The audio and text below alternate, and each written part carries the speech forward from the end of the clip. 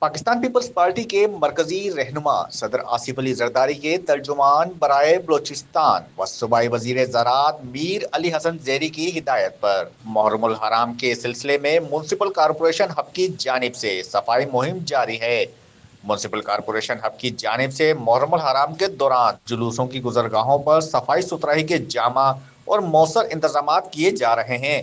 عملے نے شہر بھر میں واقع امام بارگاہوں اور جلوس کے متعین راستوں پر جھاڑیوں کی کٹائی، کوڑا کرکٹ کی صفائی اور نکاسی آب کے نظام کو بہتر بنانے کے لیے خصوصی اقدامات کیے ہیں۔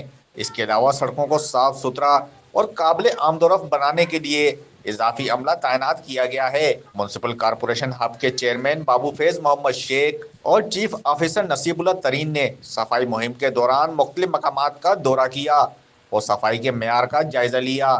انہوں نے عملے کو ہدایت کی کہ محرم کے تمام ایام میں صفائی کو ترجیح دی جائے اور کسی قسم کی غفلت برداشت نہیں کی جائے گی۔